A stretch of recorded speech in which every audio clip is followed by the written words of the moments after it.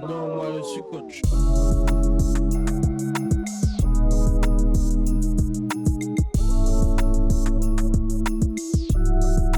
Moi je suis coach. Alors, bonjour à tous, on va se retrouver pour un 14e épisode déjà du podcast. Cette fois-ci, on va se retrouver avec Yohan Kabioche, qui est entraîneur de l'Asvel féminin. Bonjour Yohan, Bonjour. ça va, tu vas bien? Ça va très bien. Merci pour l'invitation. C'est normal. Actuellement, t'es où? Là, je suis dans une salle de basket à Lyon. T'avais entraînement ce matin? Ouais, on avait entraînement ce matin et puis là, c'est l'après-midi, donc voilà. Ok, parfait. Alors, on va revenir sur ton parcours, sur ton actualité. Mais tout d'abord, tu te rappelles de ton tout premier souvenir de basket? Ouais, ça remonte. Je dirais que c'était... dans une salle à Plumluck, c'est à côté de Rennes, en Bretagne. Et c'est sûrement un des premiers matchs, voilà, quand j'avais, je sais pas, 5-6 ans peut-être, un truc comme ça. Tu jouais quand t'étais enfant? Ouais, j'ai commencé à 4 ans et puis après j'ai joué jusqu'à l'âge adulte, quoi, bien sûr. Jusqu'à quel niveau? J'ai arrêté en National 3 à 24 ans. Après j'ai coaché, donc j'ai arrêté de jouer. Pourquoi, à quel moment tu t'es dit que tu voulais travailler dans le monde du basket? Euh, pff, Tout le temps. Je me suis tout le temps dit Ah ça, en ouais? fait. Même quand j'étais au lycée. Non, peut-être au collège, je voulais être, je sais pas, policier ou un truc comme ça. Ouais, c'est Mais, classique. au lycée, je me suis dit que je voulais être coach de basket très très tôt. Et donc, voilà. Et du coup, quand tu jouais, t'avais un côté coach déjà, t'avais déjà une vision future de ce que tu voulais faire? Ouais, bah oui, quand même, parce que quand je jouais, j'étais déjà coach, j'ai commencé à coacher à 18 ans, à entraîner à Ouais. 18 ans sur des tout petits. Donc, ouais, j'étais déjà dans ma tête un entraîneur, ouais. Ta toute première expérience, tu peux nous le raconter en Ouais, tant que coach? ouais, alors, en tant qu'entraîneur, c'est sur des baby baskets, donc bon, c'est pas Ouais, le plus intéressant, on va passionnant. dire. Mais après, en fait, mon histoire, c'est que à 18 ans, j'ai demandé à coacher une équipe de minimes filles à un niveau très faible, le plus bas Mhm. niveau qui puisse exister. Et puis on m'a dit, bah non, parce qu'en fait, il n'y avait pas de coach sur cette équipe-là. Et en fait, on m'a dit, non, toi, t'as jamais coaché, donc on peut pas te mettre sur une équipe comme ça, Mhm. etc. Et moi, je me suis dit, ah ouais, donc moi, je vais être coach pro et c'est comme ça que je démarre, quoi. On me donne même pas une équipe qui est super faible, quoi. Et donc, je suis parti dans un autre club, on m'a donné des cadets, enfin des U18, quoi, à un niveau pareil, des cadets 4 de l'équipe, quoi, qui était assez bas en niveau. Puis j'ai commencé comme ça, quoi. Tes tout premiers entraînements au club avec les cadets, c'était quoi? Des C'est trucs pareil, basiques, mais c'était quoi? en fait, comme je coachais les cadets 4 et que le Ouais. coach des cadets 3, il voulait surtout pas qu'on mélange les cadets 4 et les cadets 3 alors que c'était globalement le même niveau. Ouais. Il me disait, ben, toi, t'es 7 joueurs, parce que j'en avais que 7. T'es 7 joueurs, tu les prends sur un demi-terrain pendant 1h30 et moi, je prends mes joueurs sur l'autre demi-terrain pendant une Ok. heure et demie. En fait, j'ai passé ma première saison de coaching à faire que du demi-terrain. Donc, ce qui n'a pas de sens, mais voilà. Et en fait, c'est assez drôle de voir, bah, ce que j'ai pu faire par la suite, Hmm. le parcours que j'ai eu et de voir les débuts qui étaient assez chaotiques. Je crois que ça m'a forgé quand même. Ouais, parce que t'as réussi t'as évolué dans le club surtout, quoi. Ils t'ont donné des responsabilités. Ouais, bah après, j'ai pu être sur les cadets France, puis l'après national. Et puis après, j'ai basculé sur l'équipe filles en Ligue Ouais. régionale féminine. Puis on est monté en pré-national, en N3. Puis après, c'était la continuité. Justement, c'est une question que j'avais posée à Stéphane Date quand je l'avais eu. Pourquoi toi, tu t'es orienté vers le basket féminin? En vrai, à l'époque, à passer, je devenais salarié à mi-temps du club. Ouais. Je devais avoir 20 ans, peut-être, un truc comme ça. Et il y a cette équipe-là qui montait en Ligue régionale suite au bon travail de l'entraîneur qui était avant moi. Mais il y avait une espèce de déconnexion avec quand même entre les joueuses et le coach et les dirigeants voulaient changer. Et donc du coup, bah moi je me suis positionné, hein. Et puis j'ai postulé quoi. Puis du coup ils m'ont pris. Et après, comme c'est allé très vite en fait sur le secteur féminin pour moi, bah j'y suis toujours resté parce que c'est aussi une histoire d'opportunité. Mais c'est pas pour ça que j'y resterai toute ma vie forcément. Ouais. C'est quelque chose, le basket masculin, qui peut t'attirer dans le futur. Oui, bien sûr. Ouais, Tu te ouais. sens bien de porte là-dessus. Non. Ouais. Et cette expérience en Bretagne, tu vas remporter la Coupe de Bretagne, tu vas réussir à monter en N2. Monter avec le club, c'était quelque chose de très bien pour un jeune coach comme toi. Ouais, en fait, avec Passé, on gagne la Coupe de Bretagne, on monte de Ligue régionale à National 3. Mais après, moi, je change de club, je vais à Trégueux, mais toujours en Bretagne. Et là, ils sont déjà en N2 suite au bon travail de Stéphane Lett, justement. Et là, on monte en National 1. Donc, mais c'était forcément, c'est un peu l'histoire de ma carrière, hein, parce que après, je suis allé au Poinçonnet, on est monté en N1. Je suis allé à la Glacerie, on est monté en Ligue 2, mais on est redescendu. Mais c'est hyper gratifiant de se battre pour atteindre des montées et de vivre ça avec le club, les joueurs et tout ça, c'était hyper gratifiant. Justement, bah, tu l'as dit, tu m'as coupé, t'as vécu plusieurs montées. C'est un achievement, c'est quelque chose de fou d'avoir fait autant de montées. Enfin, je trouve dans ton parcours, faire, Ouais, alors que t'es hyper jeune, tu changes de club, encore une montée. ouais, ouais. Ouais, en fait, je suis drivé par quelque chose. J'ai faim, très très faim, et je bosse beaucoup. Et puis après, on provoque la réussite. La réussite, elle arrive, mais on la provoque avec le travail et puis avec l'énergie. Alors, je me fais pas que des amis hein, sur le parcours. Hein. Forcément. Je le sais très bien que des fois, je peux être dur, je peux être exigeant, je peux demander trop. On peut me prendre pour quelqu'un qui peut être obtus, des fois, sur mes idées et tout ça. Je le sais, et ça fait 15 ans que c'est comme ça, 20 ans que c'est comme ça. Je me suis quand même un petit peu adouci, un petit peu ouvert quand même avec le temps.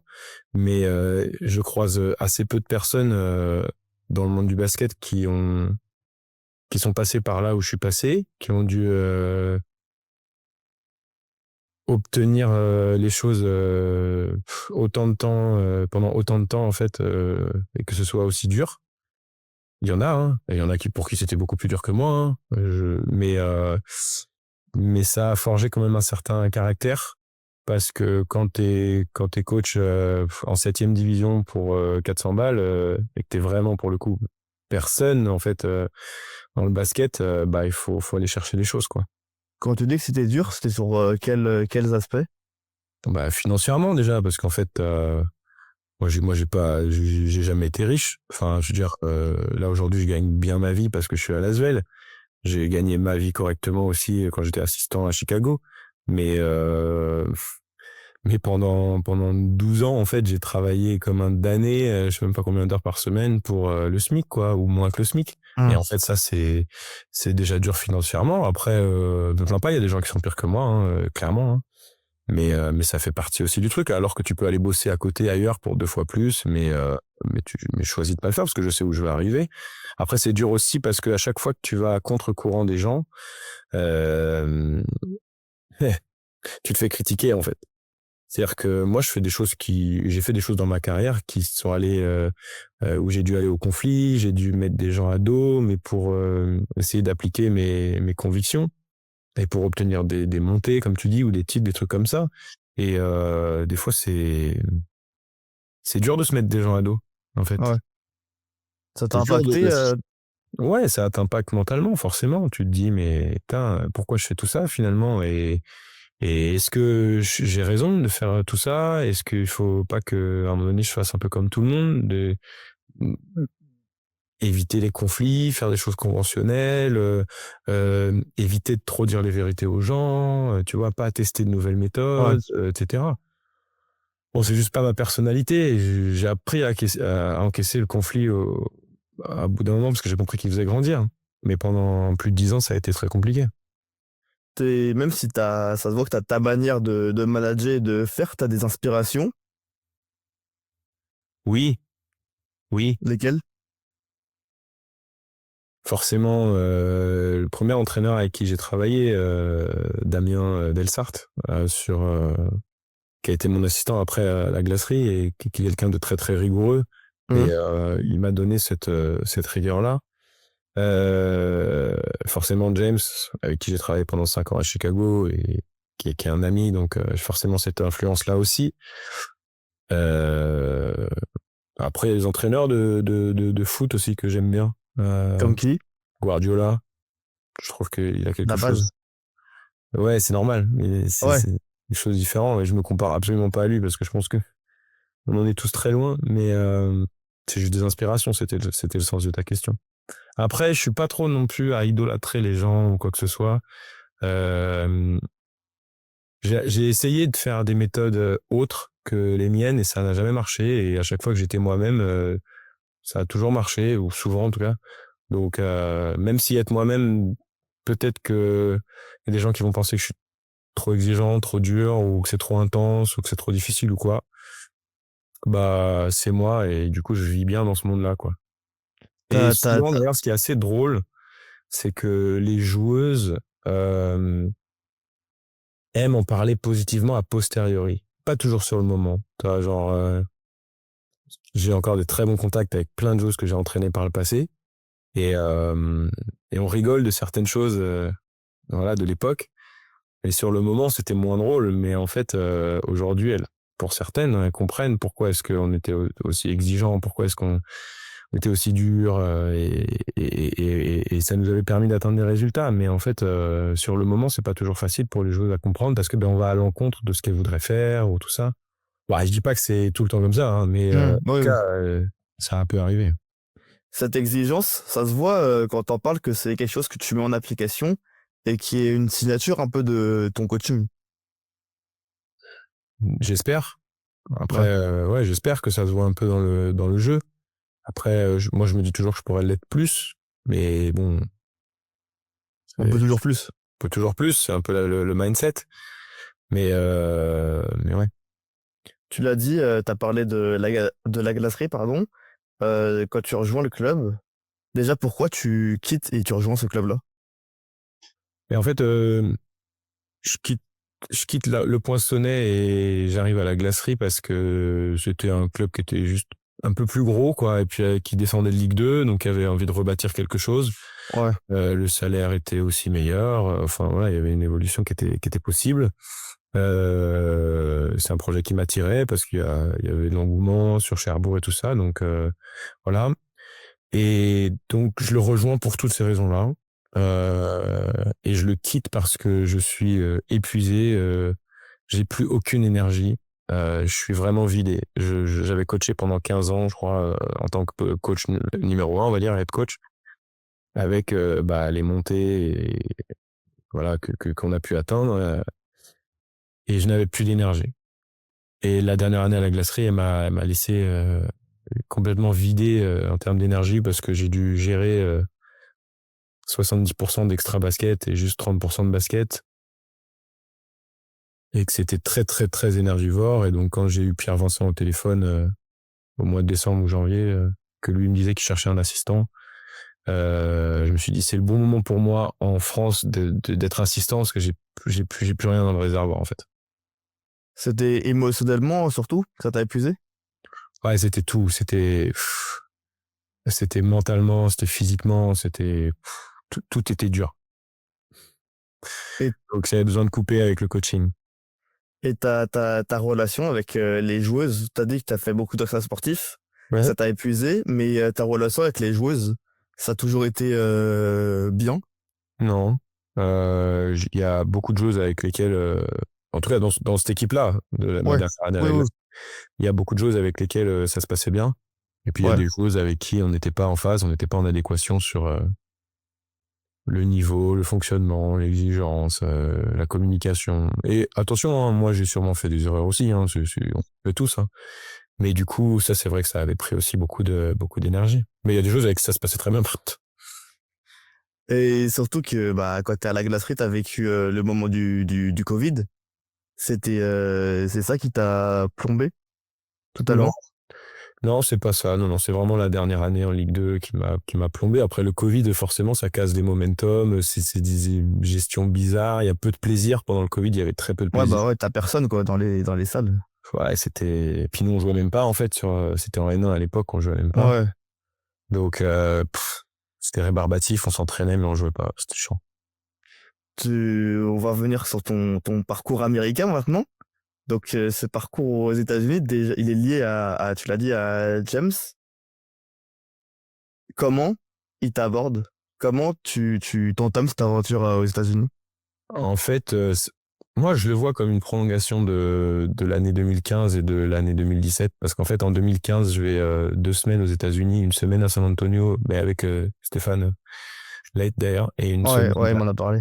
ouais, et une semaine à Washington, où à la fois James à San Antonio qui était assistant là-bas, et puis Mike Thibault à Washington nous ouvre les portes et m'ouvre les portes des séances vidéo, des entraînements, des matchs, etc. Donc déjà, c'était un premier taste un peu de ce que c'est que le basket américain et de la WNBA. Ensuite, en 2017, je repars à Minnesota puisqu'il est assistant là-bas, James, et je vais le visiter pendant, je sais pas, 10 jours ou un truc comme ça, une grosse semaine, et je vois un peu comment fonctionne Cherry Reeve, et cette année-là, en plus, ils sont champions en 2017. Et puis en 2018, fin 2018, lui, il est nommé coach et manager général du Sky. Et puis du coup, comme c'était un proche et un ami, et voilà, moi je l'appelle et je le félicite évidemment. Puis je lui dis que l'été, moi je suis dispo, puisqu'en France, il n'y a rien l'été. Et lui me dit qu'il cherche un assistant vidéo qui soit coach, en fait. Pas forcément formé à l'analyse vidéo, mais plutôt coach, pour avoir un œil d'entraîneur. Et puis ça s'est fait comme ça, en fait. Il m'a dit, pas de souci, tu viens dans le staff. Et puis après, tout a évolué, quoi. Et justement, tu l'as dit à cette époque-là, en France, t'es head coach, et du coup, là, aux États-Unis, t'es dans le staff. Donc ton rôle, il évolue, ça n'a pas été compliqué, ou tu t'es directement fondu dans le décor? Ouais, c'est pas le rôle qui a été compliqué, parce que forcément, tu arrives aux États-Unis, tu es dans en plus, la WNBA, c'est quelque chose qui est beaucoup plus grand que ce qu'il peut y avoir en France. Donc, tu prends le rôle qu'on te donne.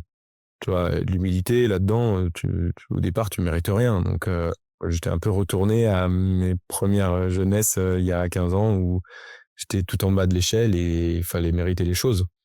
Ça n'a pas été compliqué, l'acceptation. Ce qui était compliqué, c'était peut-être l'intégration au départ sur la culture. J'avais l'impression de débarquer dans un monde complètement nouveau et différent, où il y a des entraîneurs américains qui sont en place, qui voient pas forcément l'arrivée d'un entraîneur français d'un bon œil. Donc, ils vont pas toujours dire bonjour, ils vont pas toujours, ils vont pas toujours te parler ou faire en sorte que tu comprennes, ou voilà. Et c'est comme ça, il faut s'adapter avec ça. La fatigue aussi de devoir comprendre, parler anglais, alors que c'est pas ta langue natale. Donc, tu rentres à 15-16 heures, t'es fatigué, tu dors. L'éloignement avec la famille, voilà, tout ça, c'est des phases d'adaptation. Mais la première année surtout, parce qu'après, c'était plus facile. Tu l'as vu forcément. C'est bête ce que je veux dire. Mais c'est quoi qui t'a choqué de la différence entre là où t'étais, donc en France, t'étais en D2 ou National 1, et la WNBA? C'est quoi les différences qui t'ont marqué le plus?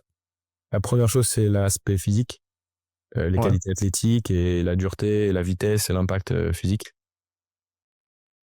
Du coup, tout est plus difficile à installer, à mettre en place, parce que en fait, tout est plus contesté, on va dire. Et la deuxième chose, c'est la passion pour le jeu aussi. J'ai le sentiment que, ok, en France, tu as des joueuses passionnées, mais le niveau de passion de joueuses WNBA, ou juste du staff ou du contexte, en fait, il est beaucoup plus grand, il est beaucoup plus important. Et après, c'est l'attention portée aux détails, parce que le niveau est supérieur, les détails sont plus importants, notamment défensivement. Et ça, c'est très intéressant et très enrichissant. Pendant que l'été, t'es en WNBA, t'es entraîneur en France, ça fait des énormes et des longues saisons. Ça t'a fatigué énormément? C'est aussi la raison pour laquelle, quand j'arrive à la fin de la saison 21-22 avec la glacerie, je suis épuisé, parce que j'enchaîne aussi les doubles saisons. Hmm. Que dès que je finissais en France, je partais aux États-Unis. Dès que je finissais aux Ouais. États-Unis, je rentrais en France.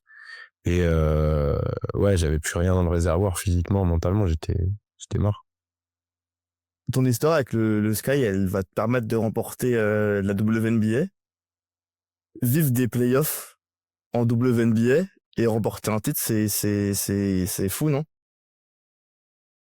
Ouais, c'est un feeling.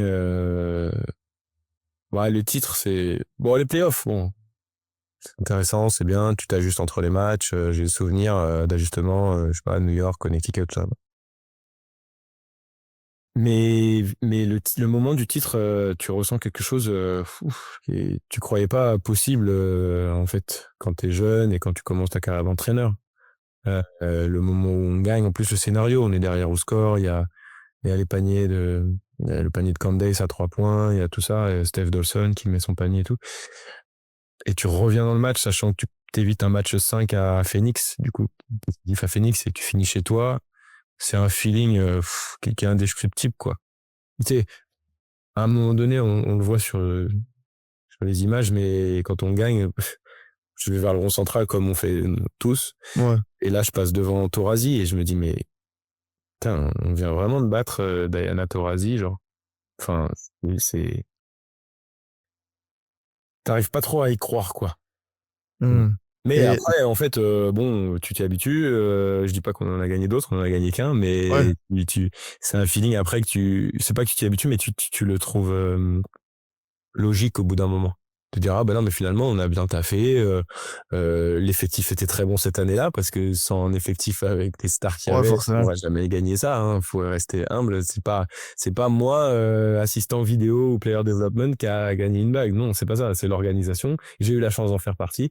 J'ai peut-être contribué pour, je sais pas, 0, quelque chose pour cent, en apportant une expertise sur certaines choses. Mais voilà. Tu l'as dit, dans l'équipe, il y a Candace Parker, qui est bah, une des meilleures joueuses de l'histoire de la WNBA. Ça t'a apporté un truc en plus dans ta manière de coacher aujourd'hui, de l'avoir eu? Oui, bien sûr.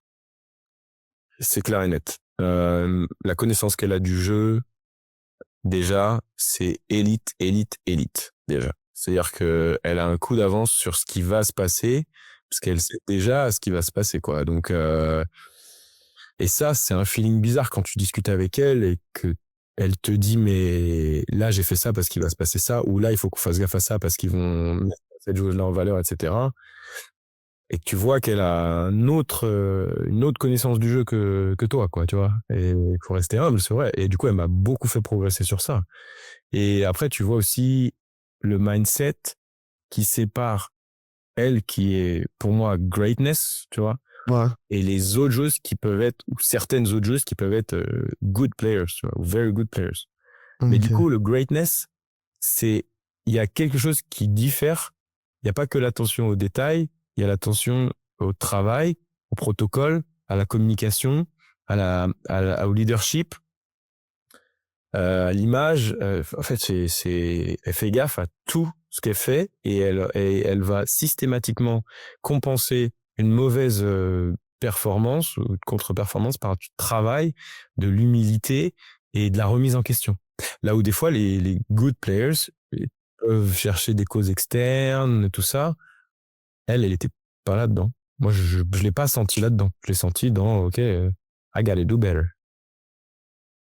Pour toi, avoir pu être dans le staff ou Candace était dans l'équipe, ça t'apporte quelque chose encore aujourd'hui dans ta manière de coacher? Ouais. Parce que, en fait, d'avoir pu échanger avec Candace, mais aussi Vandersloot ou Quigley ou Cooper, et d'avoir pu à un moment donné dire non, là, je sais pas, sur ce play-là, on fait ça, ou on défonce ça, ou tiens, regarde cette image-là, ou tu vois, juste entraîner.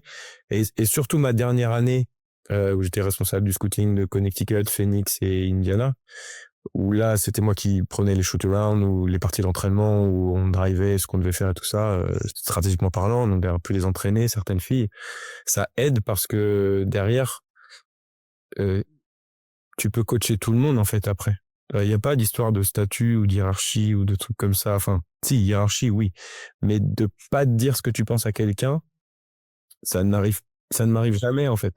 Parce que j'ai pu travailler avec des joueuses qui sont d'un niveau les meilleures joueuses du monde. Vive la parade. C'est... Ouais. C'est marrant, ça. Moi, Ouais. je veux que tu me racontes la parade. La Ça se passe parade, quand? Parce que nous, on voit ça sur les réseaux. Enfin, moi, je vois ça sur les réseaux et tout. Ça se voit que tout le monde kiffe. Mais ouais. à vivre, c'est un truc en plus Ouais, encore. bah, t'as une forme déjà de soulagement, parce que tu dis, OK, Ouais. les filles, on a gagné, c'est trop cool et tout ça. Donc, bah, forcément, on boit des coups, etc. Et puis, tu vois alors, il n'y avait pas autant de monde que les Bulls à l'époque, à Chicago. Mais il y avait quand même du monde dans les rues, et il y avait quand même 4000 personnes au Millennium Park, qui est un parc là où il y a le Bean à Chicago. Et donc, en fait, les bus à Impérial, je crois qu'on appelle ça comme ça, là où on est en hauteur et tout ça, et que tu Ouais, les bus, ouais. ouais, dans les grandes avenues de Chicago avec des supporters tout du long et t'as une vraie connexion, en fait, avec les gens de Chicago et tu te rends compte d'un truc, c'est à quel point Chicago, c'est une ville de basket. C'est une ville où la réussite sportive de basket, elle compte vraiment pour les Chicagoans.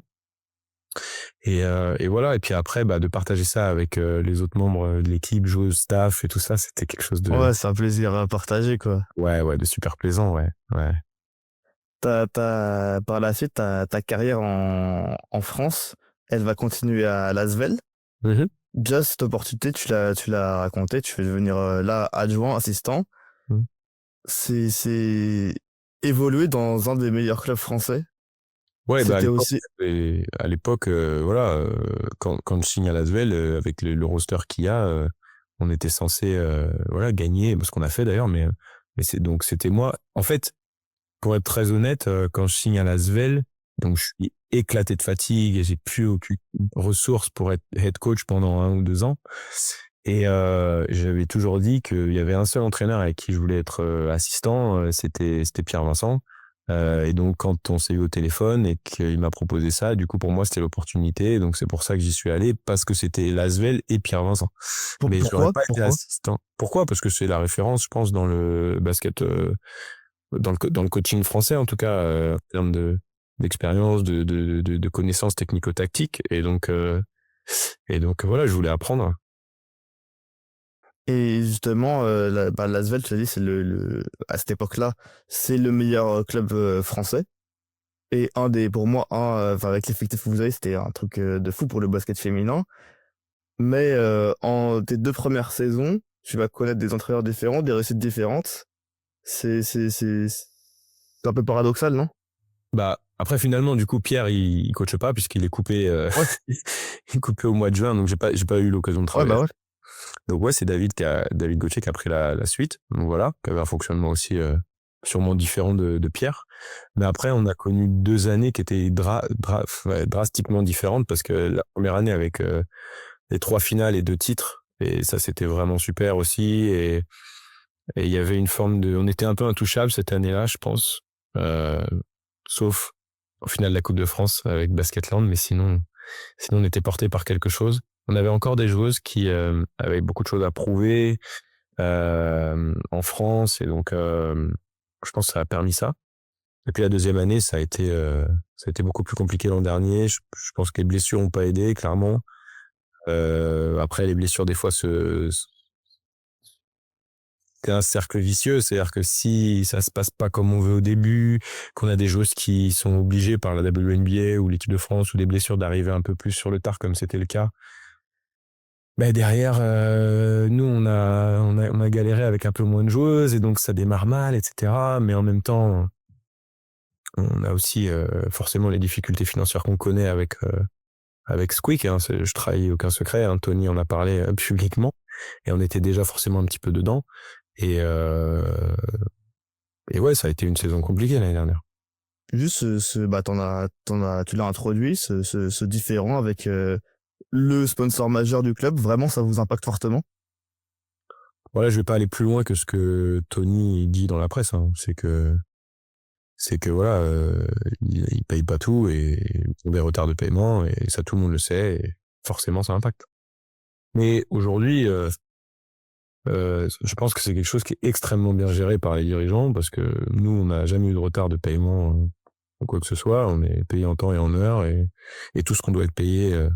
Voilà, donc c'est très bien géré par les dirigeants. Mais c'est juste que c'est dommage pour le projet du club à court terme là Ouais, c'est sur pas l'instant T, ouais, forcément.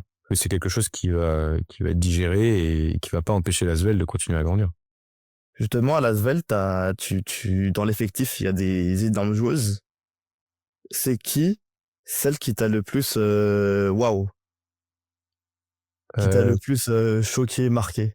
Quelle année? Quand tu vas connaître la saison du doublé. Euh, Ce serait tellement injuste.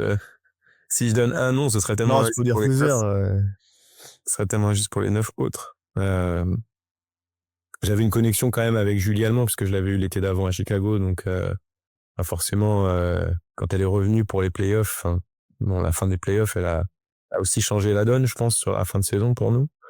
Avec Gabi aussi, parce que on se connaissait depuis plusieurs années quand elle était passée à Chicago aussi, donc c'est quelqu'un qui a forcément un gros impact quand elle jouait. Bon, Marine, des fois, Marine Joannès, elle fait des choses des fois à l'entraînement qu'il y a que elle qui est capable de faire. Clairement, surtout offensivement, des fois, elle peut dominer un entraînement, Marine. Personne ne peut l'arrêter. C'est insensé. Elle va faire des choses. Tu te dis, putain, aujourd'hui, Marine, elle était forte à l'entraînement, quoi. Et ouais, personne n'a pu l'arrêter, alors qu'il y avait des joueuses en face. Ça n'arrive pas à chaque fois, mais il y a quand même des moments où c'est comme ça. Et après, sur le côté aussi dureté mentale et physique, Sandrine est très impressionnante. Elle a un côté, elle avait, puisqu'elle a pris sa retraite, mais elle a un côté, elle blague pas, quoi. Elle s'entraîne, c'est dur. C'est sérieux et ça tabasse, quoi. Après, je pourrais en citer d'autres, mais parce qu'en vrai, cette année-là, j'appréciais vraiment tout le monde. Donc, surtout que c'est une saison folle pour vous, quoi. Vous gagnez 2 titres. Ouais. Presque, enfin, pas 3 avec la Coupe de France, mais vous êtes finaliste en Coupe de France. Ouais. Et surtout en Eurocup, c'est fou la saison que vous faites, quoi. Ouais. C'était bien. Vers la suite, tu vas être intronisé numéro 1 pour axer la continuité du club. Est-ce que, déjà pour toi, c'est une fierté d'être numéro 1 à l'Asvel? Oui, forcément. Bah oui.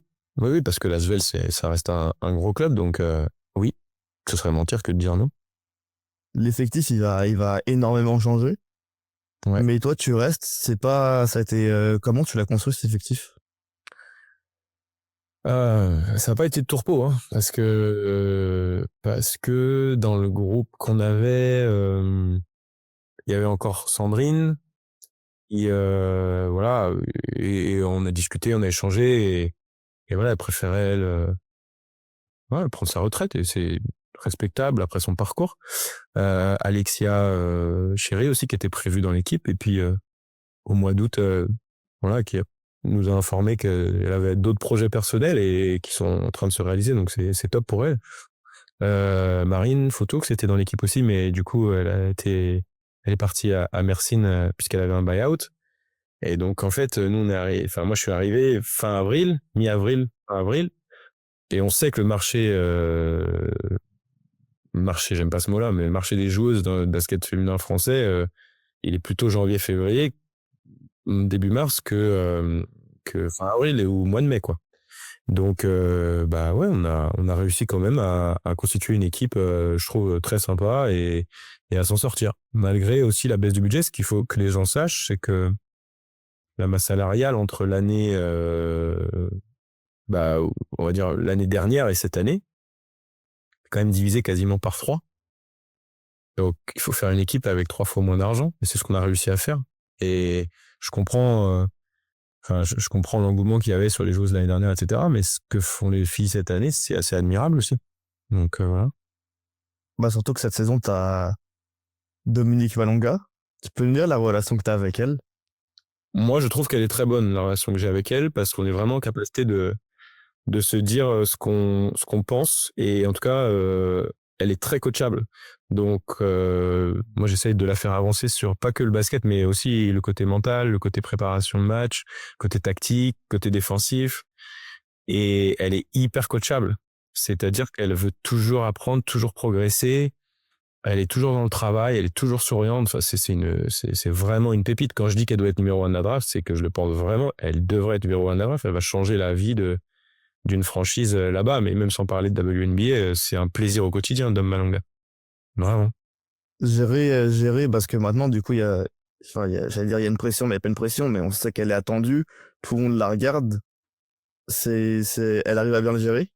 T'arrives à l'aider pour l'accompagner là-dessus?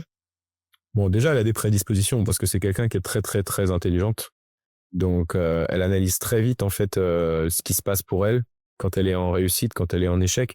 Et quand elle est en réussite, elle sait que c'est pas quelque chose qui est acquis. Et quand elle est en échec, elle sait pourquoi elle est en échec, et elle va rebondir rapidement derrière. Donc ça, c'est aussi un plaisir. Moi, j'essaye de lui partager mon expérience du plus haut niveau, notamment de ce qu'elle va rencontrer en WNBA dans quelques semaines, pour essayer de l'aider sur certaines choses. Mais c'est surtout elle qui a des qualités, qui est intelligente, vraiment. Le club, on voit qu'il est dans un nouveau cycle.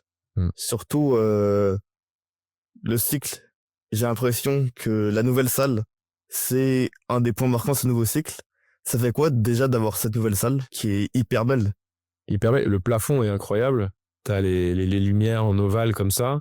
En ovale, c'est hyper beau, je trouve. Ouais, c'est vraiment top. C'est très grand, ça résonne. Bon, le fait qu'on ait nos bureaux, la salle de muscu, tout à disposition là-bas, c'est plutôt pratique aussi. Mais oui, c'est sûr que ça symbolise le nouveau cycle, ça c'est sûr. Ce cycle, c'est quoi les axes principaux sur lesquels tu veux travailler, que le club il veut travailler? Bah, ce que moi j'ai présenté aux dirigeants on va dire fin de saison dernière, c'est un projet sur l'instauration d'une culture basée autour du travail, de la cohésion et de l'effort, quoi, simplement. Mais pas parce que ça fait beau de dire ça, mais parce que c'est comme ça que moi, en tant que coach, je me suis construit. Et si je veux avoir une cohérence avec l'équipe que j'ai, je dois avoir des filles qui se battent, qui travaillent dur et qui sont vraiment dans l'effort et qui sont ensemble, qui sont soudées. Qu'elles soient d'accord ou pas d'accord avec moi, je sais très bien que les joueuses ne sont jamais 100% d'accord avec les coachs. Ça n'arrive jamais. Et je cherche pas à ce que ce soit le cas non plus, tout le temps. Mais par contre, qu'elles soient en capacité entre elles, tu vois, de partir à la guerre, de se dire les choses, de travailler, de se challenger et tout ça, et qu'elles puissent suivre ce que nous, avec le staff, on veut mettre en place. Ça, je crois que c'est la vraie voie du succès. Et c'est vraiment là-dessus qu'on veut partir. Après, forcément, comme on n'a pas l'argent qu'on avait il y a 2 ans, forcément, on mise aussi sur des jeunes qu'on développe. Et aujourd'hui, cette année, il y a quand même une preuve qui a été faite qu'on fait confiance aux jeunes, voire aux très jeunes, et que ça fonctionne. Cette instauration de de cette nouvelle mentalité, c'est l'axe principal sur lequel tu te diriges du coup. Oui, clairement. Tout ça, oui. Voilà, il faut que ça travaille. On intègre la jeunesse, on les fait se développer. On a une grosse cohésion au sein de notre staff aussi, et je pense que c'est ressenti par les joueuses. Ça, pour moi, c'est très, très important. Et on a des profils humains qui sont top chez les joueuses. Donc, voilà. On l'a dit, cette saison, la saison précédente, il y a eu beaucoup de départs de l'Asvel, mais pas que de l'Asvel, il y avait beaucoup de départs en LFB vers d'autres pays européens. Cet exode, entre guillemets, est-ce que tu penses que c'est un des dangers pour la Wonder League? Oui, c'est un danger, oui. C'est un danger et je peux le comprendre d'une certaine manière. Aujourd'hui, on est dans une Europe qui est de plus en plus ouverte, où c'est plutôt facile d'aller bosser à l'étranger, etc. Il y a peut-être certains pays où les lois au niveau des impôts, des taxes et tout ça sont pas les mêmes, et donc il y a peut-être des joueuses qui peuvent percevoir des salaires plus importants à niveau égal, elles peuvent percevoir des salaires plus importants à l'étranger. Et je peux comprendre pour une joueuse dont la carrière est courte que ça fait partie à un moment donné d'un plan de carrière. Maintenant, je trouve que la formation française reste pas loin d'être la meilleure d'Europe, et qu'en fait, il y a quand même des nouvelles générations et que ça fait de la place à des nouvelles joueuses. Et en fait, pour moi, si ça continue comme ça, on va envahir pas que l'Europe, parce qu'on va envahir la WNBA aussi à un moment donné, mais là, on va envahir l'Europe en 10 ans. J'en suis sûr et certain, parce qu'on sort tellement de joueuses en France que ça va se passer comme ça. Et la période WNBA Europe, c'est compliqué à gérer avec les joueuses? Ouais, c'est compliqué. Aujourd'hui, on a un championnat qui peut se terminer mi-mai, par exemple. La saison W a même déjà commencé, que nous, on n'a même pas encore fini, limite. Ça empêche d'avoir des joueuses WNBA à l'année. Et donc, forcément, ça réduit peut-être la compétitivité de certains rosters. Ça, il faut l'accepter. Mais soit la France va vers une diminution de la durée de son championnat, mais finalement, c'est aussi un peu dommage de ne pas avoir un championnat long, parce que c'est un sport, il y a un peu d'intérêt pour le basket en France. C'est sympa aussi d'avoir un championnat long. Non, il y a des vraies questions à se poser, c'est sûr. Et la possibilité, je sais pas, que la WNBA s'associe d'une manière ou d'une autre avec la FIBA ou quoi pour gérer un calendrier. Moi, j'y crois pas du tout. Je pense que les droits télé de la W vont augmenter. Je pense que ils sont déjà en train d'augmenter d'ailleurs. Je pense que l'intérêt des gens et des gens qui ont de l'argent va augmenter sur la WNBA. Le remplissage des salles aussi, le nombre de franchises aussi. Pour moi, on va se diriger vers un championnat qui va faire non plus 5 mois comme avant, mais qui va vite faire 7 mois, je pense. De peut-être mi-avril jusqu'à pourquoi pas novembre bientôt. Et je le vois comme ça. Toi, tu regardes beaucoup de WNBA? Ou tu regardais essentiellement l'Europe? Pendant 5 ans, j'en ai regardé énormément, parce Ouais. que je bossais dedans, donc je regardais beaucoup. Aujourd'hui. L'été dernier, j'ai regardé un petit peu. Parce que c'était le premier été que je travaillais pas dedans et je me disais tiens, de temps en temps je vais me faire des petits matchs comme ça, mais vraiment en spectateur. Et c'est assez intéressant en fait de regarder avec un œil aussi externe en ayant été dedans. C'était assez marrant. Tu vois Et notamment l'évolution Chicago surtout. aussi, parce que forcément j'étais dans le staff à Chicago, je voulais voir ce qu'ils allaient faire l'année dernière. Bon, ils ont pas fait les playoffs, ils étaient pas si loin, mais c'était aussi dans une année de restructuration, donc il y a pas de scandale non plus. La saison là qui va arriver, tu vas regarder pour Rachid Manzian surtout? Ouais, moi pas que pour Rachid, oui, je lui souhaite tout le bonheur du monde, mais Bah oui. je vais regarder parce que j'aime bien, puis aussi pour voir les joueuses françaises qui vont être dedans, parce qu'il risque d'y en avoir pas mal. J'ai envie de voir aussi ce que Golden State va faire en arrivant. Il y a pas mal d'intérêt, ouais. Avant de terminer cet épisode, c'est un peu la conclusion que je fais à chaque fois. Toi, tes objectifs de cette saison déjà. Ah, cette saison? Cette saison, déjà. C'est de finir la saison avec une victoire. Ok. Et en même temps, si je dis ça et que t'as perdu le match aller des playoffs, Ouais. tu peux être éliminé quand même. Alors, c'est pas forcément une bonne réponse. Non, je vais être champion de France. Ok. À long terme? À long terme, à l'époque, je disais que je voulais être coach de l'équipe de France. Bon, si Aimé m'entend, sache que je ne postule pas à l'équipe de France et j'en suis encore loin, je pense. Mais c'est de plus en plus proche c'est plus proche aujourd'hui qu'il y a 15 ans. Donc, je garde le même rêve un petit peu. J'ai eu la chance d'obtenir ce que je voulais avec la WNBA, donc si j'y retourne, ce sera dans un cas bien précis, mais C'est quoi ce cadre? soit premier assistant avec une grosse situation dans un gros projet, soit head coach. Voilà, c'est dans ce contexte-là que je retournerai en WNBA. J'ai refusé une offre il y a 1 an d'une franchise parce que c'était pas exactement ce que je voulais et que j'avais déjà eu ces choses-là par le passé. Mais je ferme pas la porte non plus. Ouais. Et évoluer, là t'es bien à Lasvel, mais d'ici plusieurs années, à long terme, évoluer en Europe, ce serait une possibilité future ou pas? Je suis pas dans ce mindset-là pour l'instant, vraiment pas. Là, moi, j'ai envie d'aller, tant que on peut évoluer avec Lasvel et grandir et que ça peut bien se passer, j'ai envie de le faire avec Lasvel. Parce que aussi, c'est Lasvel qui m'a donné ma chance en LFB. Et moi, j'oublie pas ça. Je suis quelqu'un assez loyal, quoi. Donc, plus on peut pousser l'aventure avec Lasvel, et mieux ce sera. Maintenant, on verra. Je suis en fin de contrat l'année prochaine, donc on verra comment eux veulent se positionner, parce que ça se trouve, c'est pas du tout leur plan. Mais en fonction de comment ils se positionneront, moi, je me projette dans ce club et dans cette ville. Donc là, cette saison, champion de France. On va jouer pour ça. Après, on verra ce que ça va donner, mais on va jouer pour ça, oui. Et bon, on va finir sur ça. Merci à toi, Yoann. Ça marche, merci beaucoup. Non, moi je suis coach.